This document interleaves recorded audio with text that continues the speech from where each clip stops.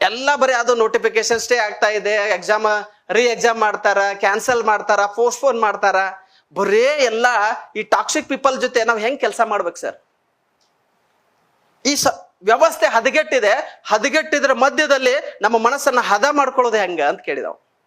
ಕರೆದ್ಬಿಟ್ಟು ಒಂದು ಗ್ಲಾಸ್ ನೀರು ಬಾಟ್ಲಿ ತುಂಬ ಕೊಟ್ಟೆ ಅವಂಗ.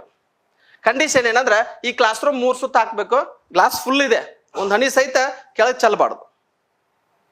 ಒಂದ್ ಹನಿ ನೀವು ಕೆಳಗೆ ಚೆಲ್ಲಾರ್ದ ಕ್ಲಾಸ್ ರೂಮ್ 3 ಸುತ್ತ ಹಾಕೊಂಬಾ ಅಂತ ಹೇಳಿದೆ. ಚೆಲ್ಲಿದೆ ಅಂದ್ರೆ ನೀ ಇದು ಗೇಮ್ನಿಂದ ಔಟ್ ಅಂದಂಗ. ಆಯ್ತು ಸರಿ ದೊಡ್ಡ ಮಾತಂತ ತಗೊಂಡು ಗ್ಲಾಸ್ ಫುಲ್ಲು ನೀರಿತ್ತು, ಸ್ವಲ್ಪ ಆಚೆ ಈಚೆ ಅಳಗಾಡ್ರೆ ಒಂದ್ ಹನಿ ಬೀಳ್ತ ತೆಳಗೆ. ನಿಧಾನವಾಗಿ ಹಿಡ್ಕೊಂಡು ಎಲ್ಲ ಕಡೆ ಅಡ್ಡಾಡಿ ಬಂದ. ಒಂದ್ ಹನಿ ಚೆಲ್ಲಿಲ್ಲ. ಕೇಳಿದ, ಸರ್ ನಾ ಒಂದ್ ಹನಿ ಚೆಲ್ಲಿಲ್ಲ, ಖುಷಿ ಆಯ್ತು ನನಗಂದ. ನಾ ಒಂದೇ ಪ್ರಶ್ನೆ ಕೇಳಿದೆ, 3 ಸುತ್ತ ಹಾಕೋ ಹೊತ್ನ್ಯಾಗ ಜಗತ್ತಿನ ಸುತ್ತ ಹಾಕಿಯ? ಎಸ್ ಸರ್, ಇವ್ರನ್ನ ಸುತ್ತ ಹಾಕೀನಿ. ಯಾರಾದ್ರೂ ನೋಡಿದೇನಿ ಮಗ್ಳ? ಎಲ್ಲಿ ನೋಡ್ತೀರಿ ಸರ್, ಇದು ನೋಡೋದು ಹೆಚ್ಚಾಗೈತೆ ನನಗೆ. ಬೇರೆ ಕಡೆ ನೋಡಿರೋ ಇದು ಚಲ್ತಿತ್ತು. ಅವಾಗ ಹೇಳಿದೆ, ಈಗೇನ್ ನೀರ್ ನೋಡ್ಕೊಂಡು 3 ಸುತ್ತ ಹಾಕಿದಿಲ್ಲ, ಹಂಗ ಬುಕ್ಕ ನೋಡ್ಕೊಂಡು 3 ವರ್ಷ ಓದಿದಿ ಅಂದ್ರೆ KS ನಿಮ್ ಮನಿ ಬರ್ತಾವ. ಬರೀ ಜಗತ್ತನ್ನ ನೋಡಾಕತ್ತೀನಿ, ಸೊಸೈಟಿಯನ್ನು ನೋಡಾಕತ್ತಿ, ಏನ್ ನಡ್ದೈತೆ ಅಂತ ನೋಡಾಕತ್ತಿ, ನನ್ನೊಳಗೆ ಏನ್ ನಡಿಬೇಕಂತ ನೋಡಾಕತ್ತಿಲ್ಲ.